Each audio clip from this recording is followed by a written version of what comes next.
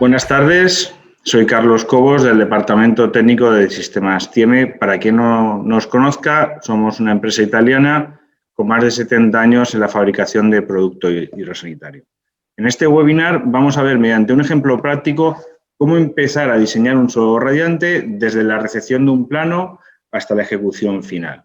Se establecerán unos criterios de diseño y de instalación donde se os ayudará mediante ciertos consejos, ciertos tips de instalación a mejorar vuestras instalaciones de suelo radiante. En el chat está mi compañera Iris Valenciano, a la cual le podréis hacer preguntas que contestaremos a la finalización del webinar. Pues vamos a empezar. Empecemos. Vamos a ver. Lo primero sería por qué vamos a elegir un sistema radiante frente a otro sistema de calefacción. Llámese un sistema de calefacción convencional de radiadores de alta temperatura, un sistema con fan coil o un sistema de expansión directa. Pues una de los principales motivos es el confort elevado. La calidad del aire interior es de los mejores formas que viene climatizada. Es decir, una climatización radiante, dada su baja velocidad del aire, baja convección del aire, aporta una calidad del aire interior muy buena. Es un factor subjetivo, pero entre todos los sistemas de climatización es de los mejores. Aporta un ahorro energético en torno a un 10 o un 20% respecto a sistemas tradicionales. Nos da una muy fácil sectorización, dado su instalación con colector. Nos da un ahorro de ventilación en torno al 17% y aporta menores pérdidas térmicas. Actualmente, con el nuevo Código Técnico de 2019, la ventilación es uno de los factores de mayor consumo energético en la vivienda. Nos da una temperatura de trabajo entre 32 y 50 grados, lo cual nos permite la utilización de bombas de calor y de calderas en modo de condensación, con lo cual nos permite el trabajo directamente con sistemas de baja temperatura. Podemos calentar o refrescar con un único sistema. Es una solución ideal para techos altos, dada su baja estratificación de temperatura, y nos da una libertad de espacio total que no nos ofrece otro sistema de calefacción o climatización. ¿Qué es lo que se necesita cuando vais a afrontar un proyecto de suelo radiante? ¿Cómo se empieza? ¿Qué se debe de tener para hacer lo mejor posible vuestro diseño de suelo radiante? Pues siempre hay que tener unos planos en CAD o PDF, siempre que se os dé en PDF que los planos estén acotados, que se tenga una ubicación y orientación de la vivienda. Si podéis tener las cargas térmicas y caudales de ventilación, mejor. Toda singularidad del edificio es bueno tenerla especificada, es decir, orientaciones, tipos de acristalamiento, tener una mínima idea de dónde podemos ubicar el colector, dónde se va a estar ubicado el equipo de generación, y hay que ver qué tipo más o menos de panel, tubería, voy a poner en mi instalación. Es decir, voy a ir más a un panel liso, un panel con tetón, tubería de 16, de 20, PEX, multicapa. Hay que ir teniendo una mínima idea cuando vamos a enfocar nuestro proyecto. Bueno, pues como hemos dicho, en este webinar hemos querido hacer algo diferente. Vamos a alejarnos un poco de todo lo que son las leyes físicas de transferencia de calor, de normativa, y vamos a tomar un ejemplo práctico. Bueno, aquí veis un plano de una vivienda. Es una planta baja donde podemos observar una cocina-comedor todo abierto, una escalera a una planta superior, una habitación principal con su vestidor, su baño incorporado, una entrada, una segunda habitación, un segundo baño y lo que sería un lavadero. Bueno, pues entonces algo típico que como instalador, como proyectista os sucede es decir, vale, yo recibo este plano, ¿cómo empiezo a trabajar? ¿Qué criterios tengo que hacer yo para mejorar mi diseño y mejorar como proyectista, como instalador, cuando empiezo un proyecto de un suelo radiante? Bueno, lo primero sería establecer qué tipo de instalación quiero. Es decir, yo quiero una instalación solo para climatizar en calor o en calor refrescante. Bueno, pues un criterio muy bueno es tener un paso 15 de tubería para instalaciones de calor y un paso 10 para instalaciones de calor refrescante. Segundo punto es qué tipo de panel, entre todo el abanico que se os ofrece, ¿qué panel elijo? Bueno, pues siempre hay un buen criterio de decir, ¿qué quiero potenciar yo en mi instalación? Quiero tener un sistema con un buen aislamiento térmico, quiero que el aislamiento acústico esté por encima del térmico, quiero que mi sistema tenga mayor emisión térmica o tengo una limitación en el peso estructural o una limitación en cotas. Pues según qué tipo de factor quiera yo potenciar en mi instalación, tendré una selección de panel u otro. Importante en el inicio es ver dónde puedo ubicar el colector. Una primera preselección de dónde lo puedo ubicar la caja, hay que comprobar qué grosor tienen las paredes existentes y hacer una preselección. Muchas veces la ubicación del colector depende de dónde voy a ubicar la caldera, de dónde puedo poner una montante. Pues esto es un trabajo previo al diseño donde hay que ver dónde puedo ubicar el colector, ya que la ubicación del colector me dará un tipo de diseño de circuito. Uno de los factores principales en la instalación de suelo radiante es la limitación de las cotas, es la altura mínima permitida en la edificación.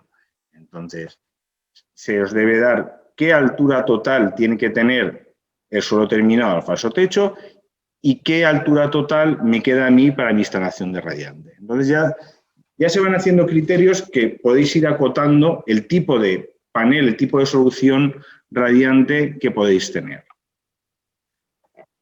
En un primer momento también hay que ir definiendo qué tipo de pavimento se va a instalar, es decir, no será igual la selección de un porcelánico o un grés o un suelo laminado o parquet. La emisión térmica varía.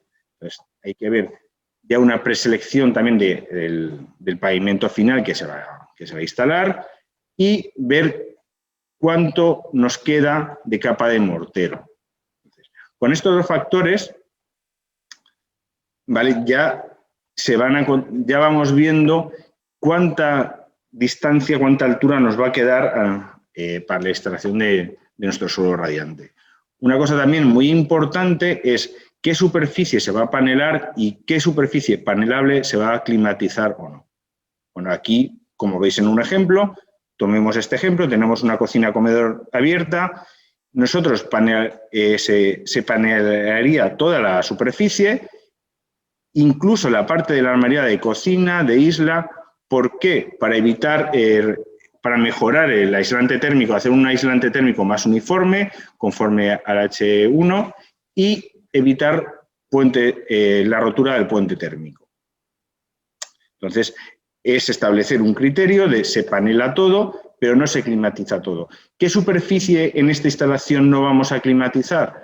Por ejemplo, no climatizaríamos debajo de la isla, debajo de la armería de cocina, en los primeros escalones tampoco por ejemplo, ni se panelearía ni se climatizaría, en el armario de vestidor no se climatizaría. Entonces, es establecer un criterio de diseño que os facilita a vosotros futuros problemas.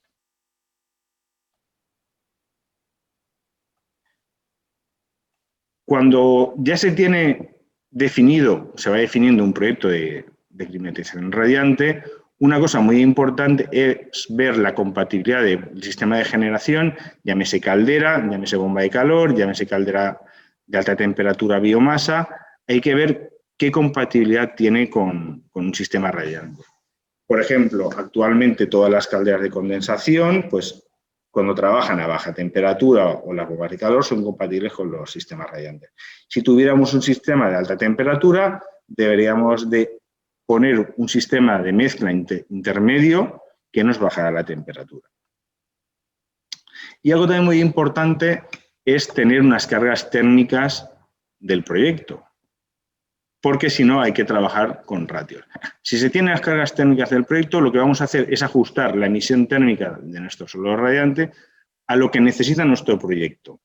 Esto lo que nos va a dar es un ahorro energético y diseñar el sistema conforme a la emisión que necesita el sistema. Bueno, pues veamos tipos de diseño, cómo nosotros afrontaríamos este plano de esta vivienda donde hemos empezado por una planta baja, ¿cómo lo afrontaríamos?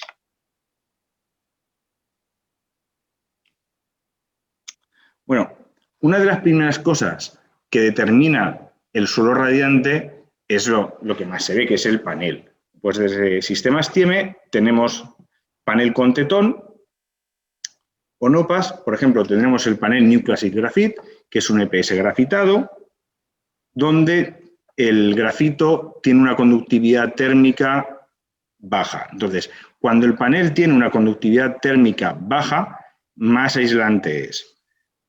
De la misma forma tenemos el Tecnografit, que es un EPS grafitado con una lámina HIPS, que es un termoconformado, que aporta unas características de reducción acústica y mejora térmica, le da más empaque, más dureza al panel. El Low Black es un panel específico con alta resistencia de compresión, con aplicaciones en la industria. O tenemos el Silento, que es un EPST con termoconformado, que tiene unas propiedades acústicas mejor que térmicas. Entonces, cuando nosotros nos planteamos un panel, tenemos que ver la aplicación de mi instalación, dónde y cómo va a ser mi instalación de suelo radiante, y mi elección del panel será en función del factor que yo quiera potenciar. Con lo cual, viendo estos paneles, si yo quisiera potenciar una reducción acústica frente a una reducción térmica, iría, por ejemplo, a un Silento. Pero, como a mí me interesa en este caso una reducción térmica, iría a un New Classic Graphite. Yo os digo que son criterios, que el criterio depende de la instalación que vosotros tengáis. Así que lo primero es, cuando más datos tengáis de vuestra instalación, mejor adaptaréis vuestra instalación radiante a la instalación que tengáis en cuestión.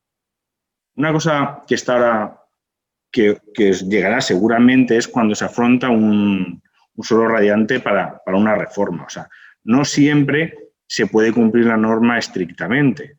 Entonces, cuando se dan reformas, que hay una limitación grande en las cotas, donde no se puede respetar una altura mínima de 2,5 metros, donde se va a unas alturas más reducidas, el hándicap de la altura siempre es el elemento principal que determina la imposibilidad de un suelo radiante. Pues hay soluciones que estrictamente no cumplen la norma, como el SLIM o SLIM con EPS, donde tenemos alturas con el sistema de 19 milímetros y de 23,6, que conjuntamente con sistemas de mortero especiales anhidríticos de baja cota y de alta conductividad os permiten ejecutar suelos radiantes entre 50 y 60 milímetros. Con lo cual nos vamos fuera de soluciones convencionales, pero que tenéis que saber que existen esas soluciones para reformas que estrictamente no se cumple la norma, pero os permite ejecutar un suelo radiante sin comeros excesiva altura y sin comeros la altura, que es el principal problema que se da en las reformas. De igual forma, hay otro tipo de panel, que es el panel liso. Desde sistemas TIEME tenemos el Clip Graphite, que es un EPS grafitado que viene en rollo, que os permite la instalación de una tubería de forma libre. Se puede instalar tubería de 20, de 25, hay una libertad de paso, tiene una alta emisión térmica. El Clip Super es un panel PIR que tiene un coeficiente de conductividad muy bajo, es el más bajo del mercado. Y el sistema Dry es un sistema de suelo radiante seco con una lámina de aluminio de alta conductividad, que ofrece mucha emisión térmica, baja inercia térmica y no lleva mortero. Con lo cual, de igual forma, aquí se establece un criterio. Yo quiero una mayor emisividad térmica, pues seleccionaría un Clip Graphite. Si mi factor principal para el diseño de suelo radiante es que yo tengo que mejorar mucho mi aislamiento térmico, iría a un clip super. O, por ejemplo, si yo, mi instalación se encuentra en una ubicación, por ejemplo, costera, donde el gradiente térmico varía muy rápido o no puedo poner un peso porque es una reforma y el forjado no me permite una sobrecarga en el forjado, pues tendríamos el sistema DRY. De igual forma, veis que no hay un único criterio de selección, ¿vale? Hay una instalación y a esa instalación se le acopla de una mejor forma u otra un criterio. Bueno, vamos a ver de una forma rápida la normativa, ¿vale? Solo vamos a ver esta tabla de normativa. Entonces, viendo la planta, el plano de planta baja que nos han aportado, nosotros veríamos que estaríamos en el caso C o en el caso B. No hemos visto que tuviera sótano, con lo cual diríamos que es el caso C. Y veríamos según esta tabla que se nos pide una resistencia térmica de 1,25. Bueno, pues ya tenemos una planta baja, hemos visto que por normativa se nos pide un panel con resistencia térmica de 1,25, lo cual ya nos lleva a una primera selección de panel. Bueno, hemos dicho que íbamos a potenciar el aislamiento térmico con un panel con tetón con New Classic. Se nos comenta que al ser planta baja, según la tabla que hemos visto con normativa, se nos pide una resistencia de 1,25. Podemos ver que la altura de la base es 32, la altura total del tetón es 56. Nos permite, viendo la ficha técnica, pasos múltiples de 50, 100, 150, podemos poner tubería de 16 y de 17. Bueno, ya vamos teniendo, ya nuestro proyecto va cogiendo forma, vamos viendo que le vamos dando ya un enfoque hacia dónde queremos llegar. Bueno, vamos a hacer aquí una pequeña pregunta. ¿Dónde se ubicaría el colector en este plano? ¿Lo pondríamos en el colector, en el lavadero, en el armario del vestidor o todas son correctas? ¿Qué pensáis?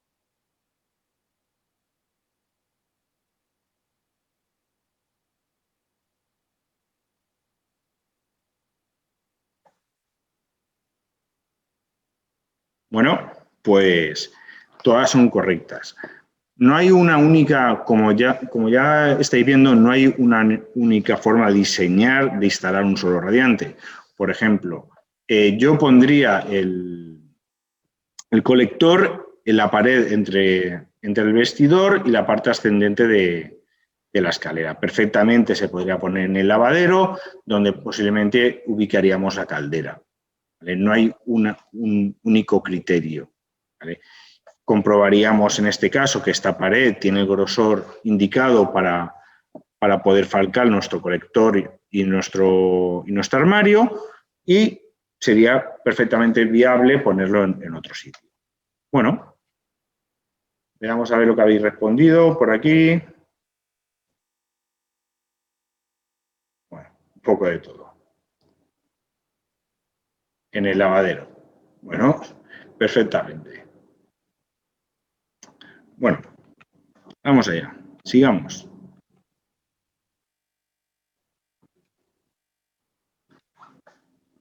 Bueno, aquí tenemos ya un primer diseño. Yo he ubicado el colector entre la pared del vestidor y el comedor. Podéis ver, se ha hecho un primer diseño donde sale un circuito de la habitación principal, se han independizado los baños, un circuito para la segunda habitación, se ha hecho un circuito en el lavadero, se ha climatizado la zona de pasillo como zona de paso a los otros circuitos y, como habíamos comentado, cuando hemos establecido un criterio, hemos panelado toda la superficie de armarios empotrados, pero no se ha climatizado. Aquí, y nos salen 4 circuitos en la cocina-comedor. No hay un único criterio. Si nosotros hubiéramos puesto la caldera hubiéramos puesto el colector en el lavadero, esa zona sería como zona de paso. Y nos saldría un diseño, otro diseño, totalmente válido y cada uno con sus ventajas y con sus inconvenientes.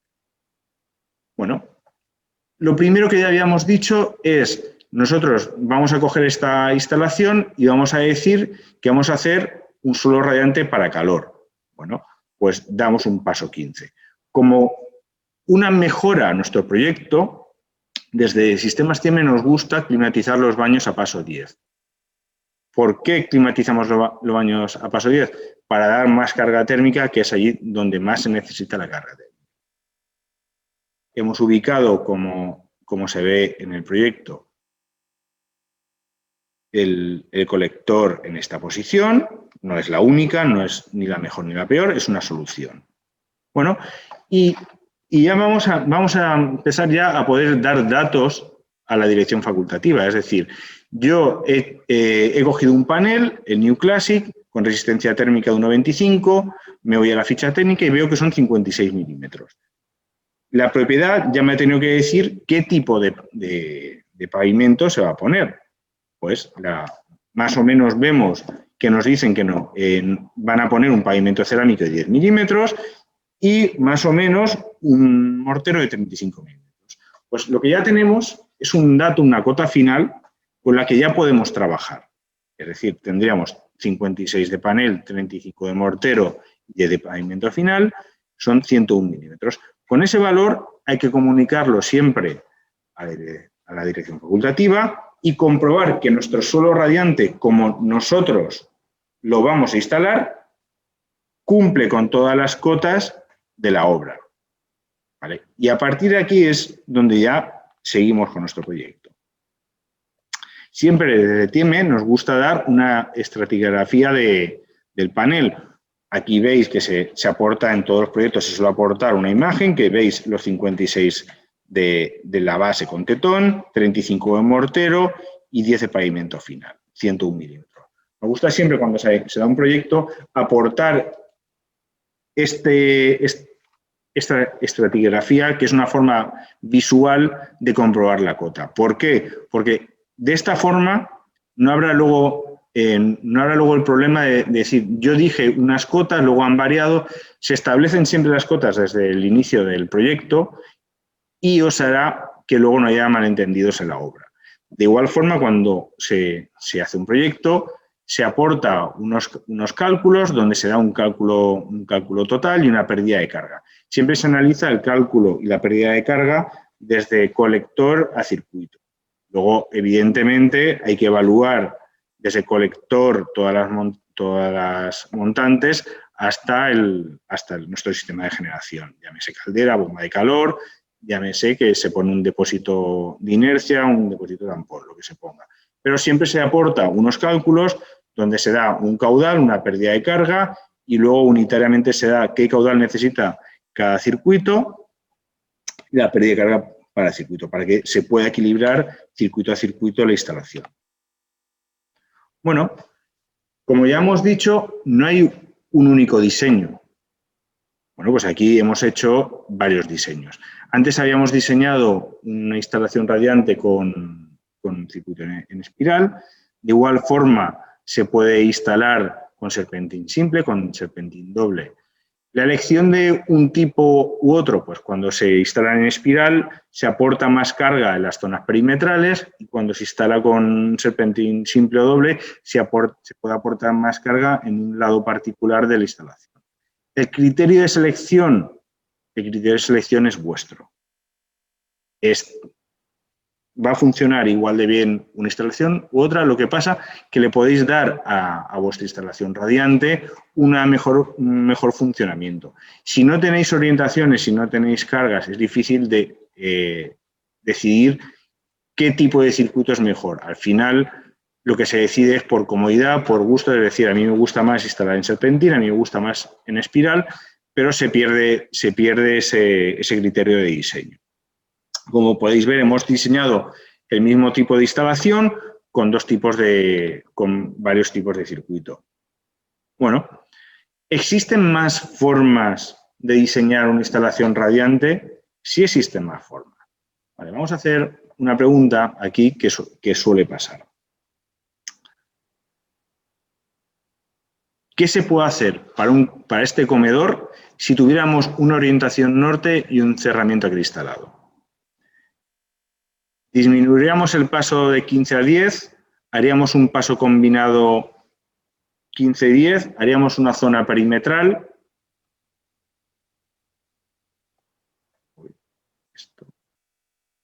Aumentaríamos el paso de 15 a 20 o las 3 primeras son correctas. ¿Qué pensáis? Vamos a ver qué comentáis por aquí.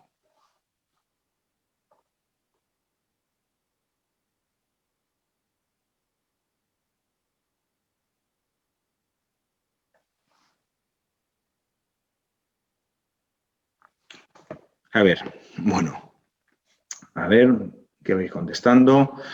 Vale, pues las 3 primeras son correctas. Se podría hacer tanto... Muy bien, muy bien. Buen porcentaje. Bueno, se podría hacer tanto se podría reducir el paso, se podría hacer un paso combinado. Veamos visualmente cómo quedarían los diseños. Bueno, si nosotros no tenemos la orientación de la vivienda, no se nos da qué tipo de peculiaridades ahí, no podemos aportar una solución a medida. Aquí, viendo el plano, se nos especificaría que la orientación es norte, vemos que hay una gran superficie acristalada. Entonces, como hemos dicho, ¿qué podemos hacer? Podemos hacer desde un paso combinado 150-100, donde aportaríamos más carga térmica ahí donde la necesita, que es en el lado norte. Se podría hacer también un circuito perimetral donde se hace un circuito a 1 metro del cerramiento exterior, se aporta más carga y se puede aumentar la temperatura. De igual forma, habría otra forma, que es aumentando los circuitos. Aquí, en vez de 4 circuitos, podemos hacer 5 circuitos a paso 100 y aportaríamos más carga. Con lo cual, podéis ver que no hay un único criterio de diseño, no hay una única forma de diseñar. Lo que sí que hay es formas de diseñar que se adapten mejor o peor a vuestra instalación. Con lo cual, cuanto más datos tengáis sobre la instalación, más fácil os será a vosotros ajustaros el diseño. Bueno, ahora, como habéis contestado muchos de vosotros, si hubiéramos puesto el colector en el lavadero y hubiéramos hecho esta zona como zona de paso, nos generaría otros tantos tipos de diseño que serían igual de válidos. Con lo cual, no hay una forma mejor o peor, hay un buen diseño que se acopla mejor a un tipo de instalación u otro. Bueno, pues en tema de diseño, vamos a dar ahora unos pequeños consejos de instalación. Son muy básicos, pero siempre es bueno recordar estos pequeños detalles para que vosotros mejoréis la instalación, no se os pase nada y podáis tener esos pequeños detalles que van a hacer mejorar o evitar futuros problemas. Por ejemplo, en estas fotos, aquí tenemos una instalación del New Classic Graphite, aquí con el panel verde. La foto del medio es una instalación del Tecnografit con el termoconformado y a la derecha tenéis una foto con el Clip Graphite. Cada instalación, si es de tetón liso, ofrece unas características diferentes. Bueno, vamos a ver pequeños detalles. Esto es muy básico, pero es fundamental. Si el fondo no está limpio, cuando pongáis el panel y posteriormente cuando se ejecute el mortero, no va a estar nivelado el mortero. Entonces, que el fondo esté liso no depende de vosotros, pero sí que depende de vosotros detectarlo en vuestro inicio de la instalación. Evidentemente, siempre tiene que estar liso. Siempre que empecéis un proyecto, verificar las cotas con la dirección facultativa, verificar que los planos a ejecutar son los planos finales y posicionar los colectores. Detalles muy básicos, pero que os evitarán muchos problemas. Sobre todo, el fondo liso es un elemento que no os corresponde a vosotros como instaladores, proyectistas, pero es un factor que luego os puede entrañar grandes problemas. Bueno, como ya habíamos dicho, la ubicación del colector es fundamental para tener un tipo de diseño u otro. Posicionar correctamente un colector os ayudará a reducir el exceso de metraje excesivo en lo que es la acometida del colector al circuito. Desde sistemas Tiemet, por ejemplo, nuestros colectores son todos regulables en altura y profundidad, con lo cual os permitirá luego pequeñas modificaciones. Siempre somos partidarios de los colectores de latón por sus características compactas y por su estanqueidad al oxígeno. Siempre es bueno reducir todo el aporte de oxígeno a la instalación para evitar la oxidación y la creación de fango de todos los productos, de todos los elementos metálicos. Bueno, verificar siempre las profundidades de los armarios con las paredes existentes, ya que no se puede poner un armario, por ejemplo, de 120 en una pared de 90. Entonces, verificar siempre qué profundidades tenéis en las paredes, qué grosor tenéis en las paredes, y os evitará luego futuros problemas. Bueno, ¿por dónde se empieza? Pues ese detalle que se suele obviar muchas veces es el fill, la barrera antihumedad. Se recomienda siempre que lo pongáis para que os mantenga las características del EPS. Evitar que el panel absorba humedad o será mantener las propiedades de dicho panel durante más tiempo. Siempre se superpone sobre 10 centímetros sobre la pared. Cuando se superpone un fill sobre otro en el suelo, superponerlo 25 centímetros para evitar la capilaridad. Siempre que tengáis un suelo radiante, se debe de poner el fill. Es un criterio que nosotros os damos y es algo muy recomendable para que no se os deteriore el panel. Ahora viene una de las cosas que parece mentira, pero que pasa, es decir, la banda perimetral.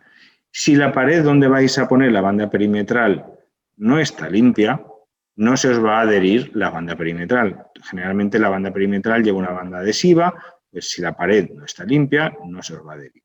La instalaréis y con el tiempo se os despegará. Es un detalle muy simple, pero no os cuesta nada tener medianamente limpio las paredes, la parte donde se va a pegar. Siempre solapar sobre 10 centímetros cuando unáis la banda perimetral y recordar este pequeño detalle. Cuando se pone la banda, se pone el panel. En este caso tendríamos un panel clip grafit, se superpone el fill para que no entre el mortero entre la banda y el panel. ¿Para qué sirve? Evidentemente sirve para dilatar el mortero con las paredes. Cuando más superficie de banda perimetral tengáis, más superficie de dilatación va a tener el mortero. Bueno, el panel, ¿qué tipo de panel coger? ¿Qué tipo de ventajas tiene un panel frente a otro? Esto al final es algo también muy subjetivo, es decir, el instalador que os gusta panel con tetón, vais a seguir instalando panel con tetón, y el instalador que le gusta el panel liso, al final instala con panel liso. Desde sistemas Tiemet tenemos todas las opciones. Cada panel ofrece unas características, como ya hemos visto antes, ofrece unas características técnicas que se acoplan mejor a una instalación a otra. Entonces, según sea vuestra instalación, así debería ser vuestra selección de panel.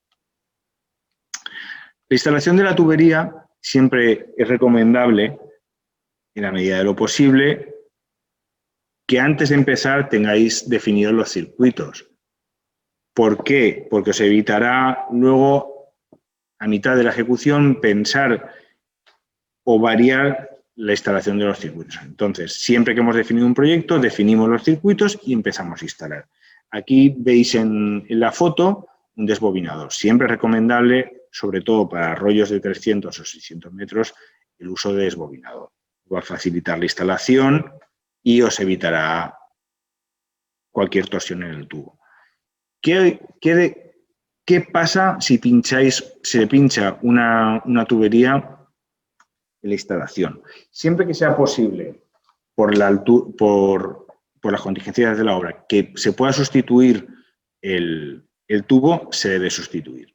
Si ya se ha ejecutado el mortero, ya hay otro tipo de solución, pero si se pincha siempre en una fase temprana de la obra, siempre recomendamos que se sustituya totalmente el circuito. Y utilizar curvatubos para evitar hacer torsión en los tubos, sobre todo en la entrada de los colectores. Como hemos visto en la tubería, algo que hay muy recomendable es cuando ya se tiene ejecutado el suelo radiante, indicar los metros reales que se han ejecutado, ¿vale? Y ver qué diferencia hay con la memoria de proyecto. Es bueno porque no siempre coinciden, no siempre se ha hecho igual. Entonces es un factor que luego os ayudará a diseñar, o sea, a regular mejor los caudales de vuestros sistemas. Verificar siempre el paso ejecutado, ¿vale? Cuando estéis haciendo un proyecto, verificar si es paso 10, si es paso 15, porque si nuestro proyecto requiere paso 10 y nosotros ejecutamos a paso 15, no vamos a aportar la carga térmica necesaria para el proyecto y habrá que subir caudales, con lo cual nos implica subir pérdidas de carga y demás problemas asociados, como por ejemplo nos puede generar ruido, subiendo el caudal nos puede generar ruido para luego llegar a los caudales que se requiere el proyecto. Y recordar los distintos pasos de tubo. Por ejemplo, nuestro panel es el New Classic que hubiéramos elegido, son múltiplos de 50, pues podemos hacer paso 100, paso 150 o paso 200.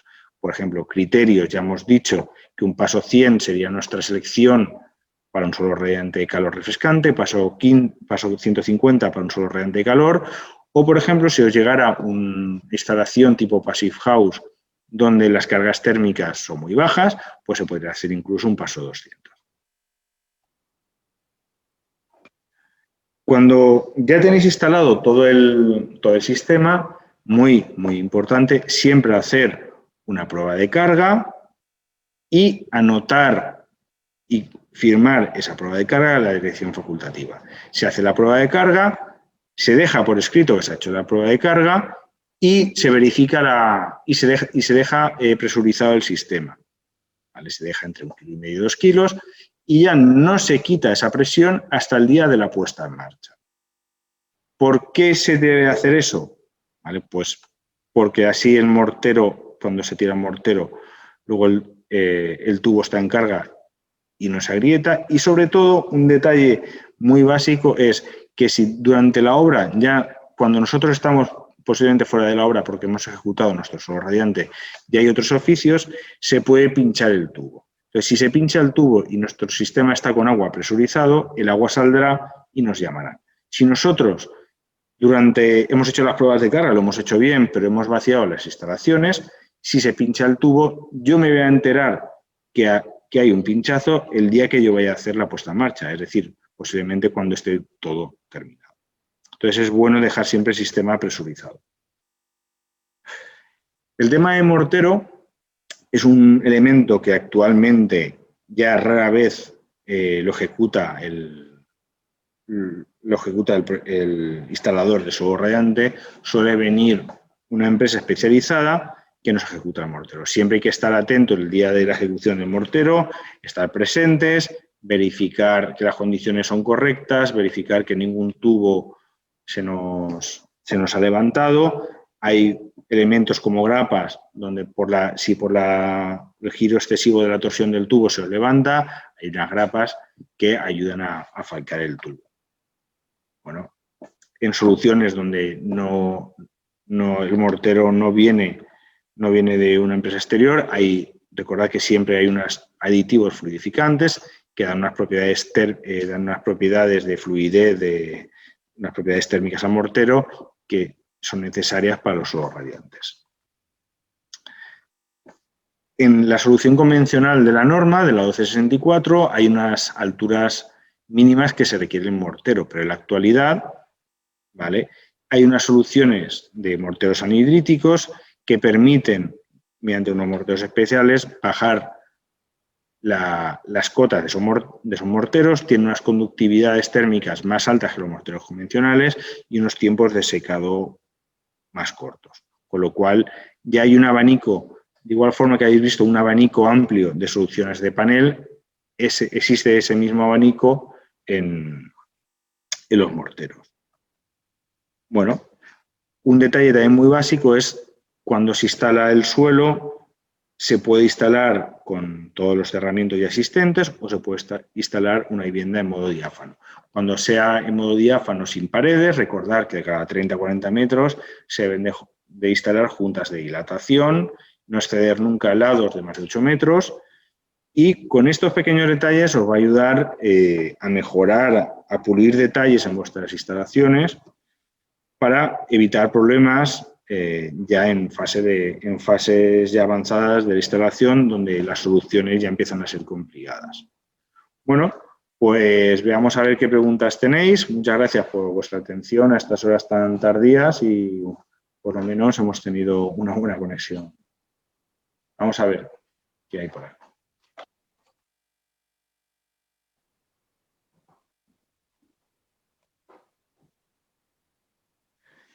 A ver, nos comentan si el programa de diseño está disponible. Sí, lo podéis pedir y, bueno, y según condiciones y demás se os puede aportar el programa. Se os puede aportar formación. Es un programa bastante intuitivo que os permite un flujo de trabajo bastante rápido. Es un programa, la verdad es que en comparación con otros da un flujo de trabajo bastante bueno. A ver, Juan me pone, ¿por qué la altura del mortero 35 si la norma dice 45?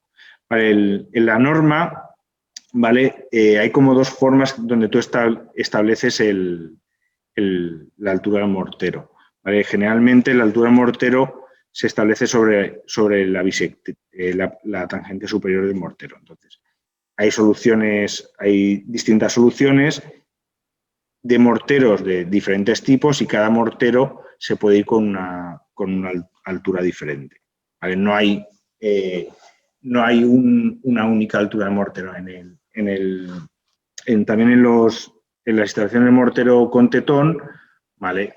Se puede dar ese valor desde la base del mortero o desde la cota superior del tetón. A nosotros nos gusta darlo desde la cota superior del tetón porque os facilita a vosotros dar una cota final. A ver, hay que tener nivelado en el suelo. Javier dice, hay que tener nivelado el suelo de apoyo.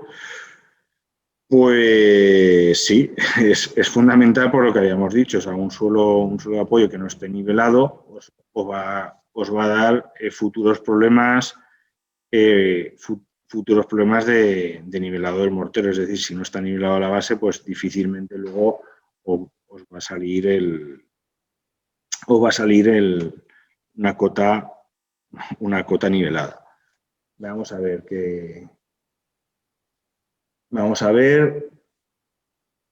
qué tenemos por aquí, a ver qué os podemos contestar, si os podemos contestar todos. A ver, Antonio Arenas, dices, es lo mismo también si es refrigerante. ¿A qué te refieres si es refrigerante? ¿El suelo? Vamos a ver. Bueno, por ejemplo, Moya, ¿recomendáis aditivos para el agua del circuito? Sí, siempre se recomienda, ¿vale? Aditivar el agua. Vale, aquí en el tema del agua, pues depende de muchos factores. Es decir, si estáis en una zona con agua calcárea, es bueno que ese agua esté descalcificada.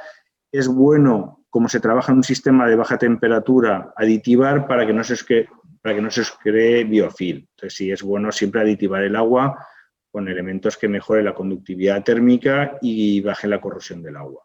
Es un tema complicado porque cada sitio el agua no hay un estándar de agua. O sea, según la zona geográfica donde esté vuestra instalación tendréis una calidad distinta del agua. Bueno, a ver, Patricia, ¿hasta qué humedad se puede usar un suelo radiante refrescante?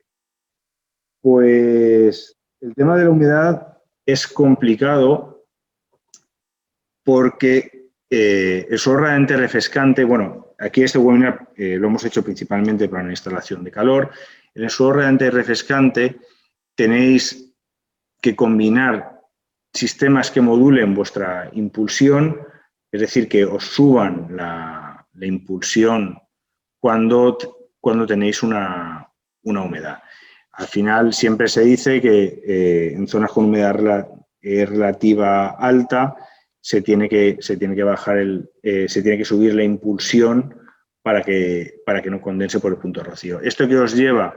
Pues si el principal hándicap de un suelo radiante refrescante es su baja emisión térmica, que se puede estar aportando sobre 30-40 vatios metro cuadrado. Cuando en sistemas con alta humedad relativa se tiene que subir la temperatura de impulsión, se va a aportar menos carga. Entonces, estos sistemas siempre se deben de acompañar con sistemas que traten la humedad. Llámese descomputadora, llámese fan coil, se pueden hacer de muchas formas, pero hay que combinar sistemas que os modulen la temperatura de impulsión al suelo refrescante y sistemas que traten el aire. Llámese, bueno, se pueden poner sistemas de recuperación de ventilación, se pueden poner muchos sistemas.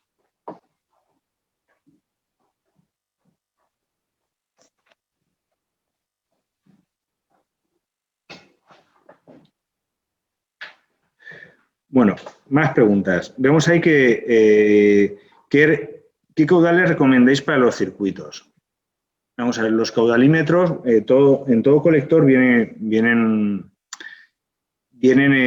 caudales hasta 5 litros minuto. Caudal, siempre se tiene que ver el caudal total de la instalación, ¿vale?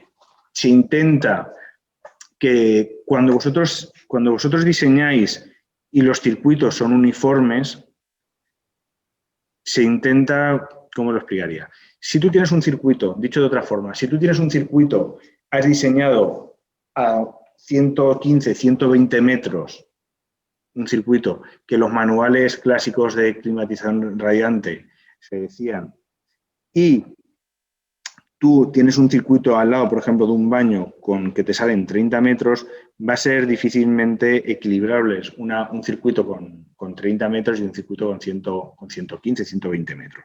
Con lo cual, es bueno sectorizar, es bueno hacer circuitos cortos. Por ejemplo, nosotros tenemos un criterio de no excedernos de 90 a 100 metros en un circuito de calefacción y no excedernos de 70 a 80 en un circuito de refrigeración. ¿Por qué hacemos eso? Pues para mantener unos delta-Ts uniformes. Luego, ¿el qué caudal se selecciona? Pues se intenta caudal bajo, delta-Ts uniformes, para que todo el caudal, o sea, todo el delta-T sea uniforme y, sobre todo, no subir los caudales para que la pérdida de carga sea baja. Es decir, si se sube excesivamente el caudal, circuitos grandes, luego va a salir una pérdida de carga excesiva. Entonces, intentamos ser un poco coherentes con caudal, pérdida de carga y delta-T. ¿Tenéis otra pregunta que tenemos por aquí? Si tenemos algún mortero practicable autonivelante que aconsejéis. Pues aquí nosotros nos abstenemos un poco cuando se utiliza cuando se aditiva, evidentemente aconsejamos nuestro aditivo, como no, pero cuando hay muchos fabricantes, nosotros siempre que hacemos un proyecto lo que pedimos es decir, si no vamos a poner nosotros el mortero, vemos qué tipo de espesor podemos poner y, sobre todo, lo importante es la conductividad térmica del mortero. Siempre que el mortero no dependa de nosotros más o menos sí que evaluamos qué grosor, pero se tiene que especificar la conductividad térmica. Actualmente pues hay fabricantes que te dan conductividades térmicas de mortero de 1,8, 2, 2,2. Entonces, el proyecto va a depender de la emisión térmica de un suelo radiante dependiendo de qué mortero se elija. A ver, Fernando Cobo, hola, ¿por qué no se diseña el colector? A ver, ¿por qué no se diseña el colector intercalado para que sea más fácil conectar? Pues no comprendo muy bien esta pregunta, pero bueno. A ver, otra pregunta que tenemos por aquí. ¿Cuál es la resistencia de la solera que ponemos encima? Bueno, pues la resistencia de la solera, entiendo que te refieres al pavimento. Bueno, pues depende del depende del... Resistencia de la, bueno, no sé si te refieres al pavimento o a la resistencia de... Bueno, si es el pavimento, la elección de un pavimento, como ya hemos dicho antes, grés, cerámico o laminado, os va a dar un grosor determinado y una conductividad térmica. En función del elemento que tú elijas, nuestro sistema diseñado va a tener mayor o menor emisión térmica. Si te refieres a la resistencia de nuestro sistema, del sistema, hay una norma, o sea, hay una norma que es la UNE 826, que te dice qué resistencia tiene que tener el panel para una deformación del 10%. Veamos a ver qué tenemos por aquí. A ver, pues bastantes preguntas. Si no las contestamos, si nos dejamos alguna, luego os enviaremos un correo con recogeremos todas las preguntas y las iremos contestando. Sí, a ver, por ejemplo, Juanjo, ¿hay una regla para saber los metros del tubo que necesitamos para una habitación dada? Pues si más o menos en una instalación a paso 15 son 6,67 metros de tubo por metro cuadrado, y en una instalación de refrigeración a paso 10 serían 10 metros de tubo por cada metro cuadrado.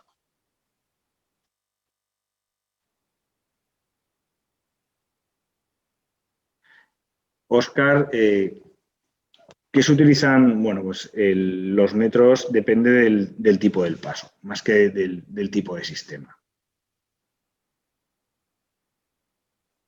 Bueno, Santa María López, por ejemplo, si se pincha el tubo y ya está todo, ¿vale? Si pinchas el tubo y no podemos cambiar todo, ¿qué se hace? Bueno, pues algo es cuando ya está el mortero y se pincha, que suele ser lo más habitual, ¿qué se hace? Bueno, pues lo que tenéis que hacer es picar un poco, se pica un poco el mortero, se utiliza un sistema se coge un manguito por press fitting, por ejemplo, si hemos utilizado una tubería de 16 por 1,16 por 1,8, cogeríamos un manguito de press fitting, haríamos la unión con la mordaza, encintaríamos la pieza, le pondríamos un pequeño macarrón, ¿vale? Repetiríamos el proceso de puesta de la prueba de presión, lo dejaríamos un tiempo, veríamos que no fuga y volveríamos a tirar el mortero. Y sobre todo, en el plano marcaríamos dónde hemos hecho esa unión. Por si en el futuro pasará algo, saber dónde hemos puesto ese empalme. No es la mejor solución, pero en ese caso, como tú dices, solo cabe esa solución. No vamos a levantar todo el suelo para ese pinchazo. Vale. JL Nieto nos dice, ¿el colector de latón es aconsejable también para el suelo refrescante? Nosotros tenemos un colector de latón aislado. Evidentemente, si vais a utilizar suelo radiante refrescante, os va a condensar el metal, con lo cual tenéis que utilizar o una opción de colector plástico o una opción de colector de latón aislado.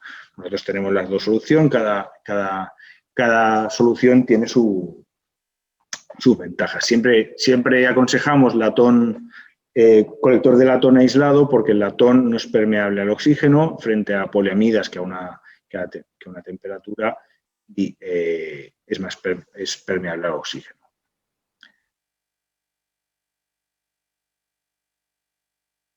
Vamos a ver, Rafa, ¿cómo se climatizaría una escalera? Vamos a ver, nosotros en la parte de la escalera baja no solemos climatizar. Dejamos en ese espacio, nosotros no ponemos panel porque entendemos que es la propia estructura de la escalera y sí que panelamos la parte que ya va ascendiendo que no tiene la parte de carga. Entonces, en instalaciones de escaleras especiales de obra de estas metálicas sí que se puede panelar, pero es una superficie que se suele acotar, no se panela y no se suele climatizar de dependiendo de la tipología, como habéis visto, por ejemplo, en el ejemplo que hemos visto en el webinar, yo lo que he hecho es utilizar la parte de la escalera, la parte ya que va ascendiendo la escalera, para ubicar el colector y utilizar esa superficie como zona de paso. Vemos a ver qué tenemos.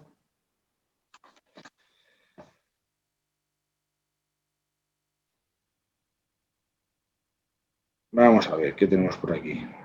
Bueno, pues más o menos. Bueno, pues más o menos ya pasamos a ver qué tenemos por aquí. Vale, mira, otra pregunta también que es interesante. De Roberto Fuentes. Si no disponemos de cargas térmicas, que sea lo ideal, ¿qué ratios podríamos estimar sabiendo que no es recomendable? Bueno,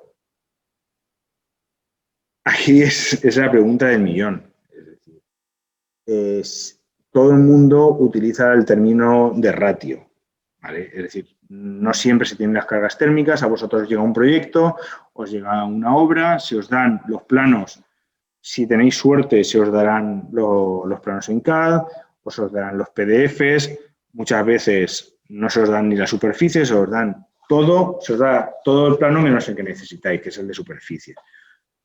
El término de ratio es complicado de decir porque depende del nivel de aislamiento de la vivienda, de la orientación, del nivel de cerramiento que esa vivienda va a tener, de las ventanas, de elementos que no dependen puramente de vosotros. Depende si tiene sistemas de ventilación con recuperación, de cuán de bien se ha hecho esa instalación en términos de infiltración de aire. Entonces, es complicado. También en el nuevo código técnico se ha aumentado las resistencias térmicas de todos los cerramientos y ahora se supone que en el nuevo código 2019 los ratios de carga deberían de bajar. Estar sobre 60-70 vatios metro cuadrado estaríamos en un buen ratio, pero ya digo que es un elemento que varía mucho si es de calefacción, si es de refrigeración, y hay que analizarlo más en profundidad. Bueno, a ver, tenemos otra pregunta, ¿se puede hacer un solo, con madera? ¿Se puede hacer un suelo de madera? O sea, entiendo que te refieres a un suelo a un parquet. Vamos a ver, tarima flotante, o sea, bueno, lo que es el parquet con cámara de aire, evidentemente no es compatible con el suelo radiante. Es decir, cuando se instalan parquet, si va sobre el listón no es compatible porque se crea una cámara de aire y esa cámara de aire sirve como aislante. Si se va a utilizar un tipo de laminado parquet directo con un tipo de fil y lámina interpuesto entre el suelo y el parquet, hay que tener en cuenta no tener una excesiva resistencia térmica, ya que si nosotros tenemos una temperatura, una limita, o sea, nuestro suelo radiante por el paso por el mortero nos va a dar una carga térmica y nosotros vamos a poner arriba un pavimento de madera con excesiva resistencia térmica, toda la carga térmica que nosotros vamos a dar se la va a comer prácticamente la resistencia térmica de la madera. Entonces hay que tener, siempre que hagáis un suelo radiante y os digan que vais a tener un suelo laminado o un suelo parquet, hay que coger la ficha técnica del fabricante, ver qué resistencia tiene y ver la composición total de los elementos que componen la instalación de un suelo laminado o parquet. Y estar atento que la resistencia térmica no sea excesiva y comprobar que la resistencia térmica de nuestro proyecto es más o menos pareja a la resistencia térmica que vamos a poner. Mira, un detalle muy simple que suele pasar, os llegan, por ejemplo, unifamiliares donde una planta baja se instala por ejemplo, con un pavimento cerámico, porque es donde está la zona cocina-comedor, y la planta superior, que es las habitaciones, se instala por ejemplo, con un laminado. Entonces, si el diseño establece las mismas condiciones, los mismos caudales, si el diseño de emisión térmica es igual, pero la resistencia térmica luego del pavimento no es igual, no se va a tener una misma sensación térmica. Con lo cual hay que variar la emisión térmica de cada planta con su pavimento. Si no, tendrás problemas de sensación térmica. Es decir, si yo tengo un suelo radiante trabajando más o menos igual, porque en una planta tengo una sensación térmica distinta, pues suele ser por estos motivos. Bueno, ¿cómo evitáis la humedad sobre el pavimento en el refrescamiento? Aquí hay como dos formas de hacerlo. Es decir, hay zonas climáticas donde la carga térmica en refrigeración es baja, con lo cual la parte de calor sensible emitido por nuestro sistema radiante la abate casi en su totalidad. Recordar que el suelo radiante no abate carga latente, con lo cual siempre se tiene que acompañar con un sistema que abata la parte de carga latente. ¿Cómo se tiene que hacer? Pues con sistemas de ventilación o tratamiento de aire, no hay otra. Es decir, se pueden, en determinadas zonas geográficas, se puede hacer un suelo radiante refrescante porque la humedad relativa es baja y la carga térmica en refrigeración es baja. Con lo cual, no es un sistema estrictamente bien hecho, pero se puede decir que no crea gran disconfort. Ahora, en zonas donde la carga térmica en refrigeración sea alta y la humedad relativa es alta, no es que sea recomendable, es que no se puede ejecutar un suelo radiante refrescante sin un sistema de ventilación, tratamiento de aire y sistemas que module la temperatura de impulsión hacia nuestro sistema, hasta nuestro suelo. Ya sea que la regulación de la temperatura la haga nuestra bomba de calor, por ejemplo, o que nuestra bomba de calor produzca 7-12 y nosotros hagamos una modulación de la temperatura ya hacia nuestro suelo radiante. Se pueden hacer de muchas formas, pero ya te digo, depende mucho de la ubicación, pero cuando sea suelo refrescante en zonas geográficas donde la carga de refrigeración es alta, ¿vale? Y humedad, bueno, ya en especial si lo mezclas con una humedad relativa alta, es necesario sistemas de ventilación y tratamiento de aire. Bueno, pues yo creo que quedan todas las respuestas más o menos aclaradas. No sé si habrá por ahí alguna más. Pues nada, gracias por asistir a este webinar y veremos de hacer otros futuros webinars donde intentaremos completar esta vivienda. Haremos, por ejemplo, otro webinar donde haremos la planta superior, donde haremos integración con calderas, con bombas de calor y iremos viendo a ver cómo vais respondiendo. Espero que os haya gustado todo y nada, pues gracias por estar a estas horas tan festivas con Tieme. Muchas gracias a todos. Hasta luego.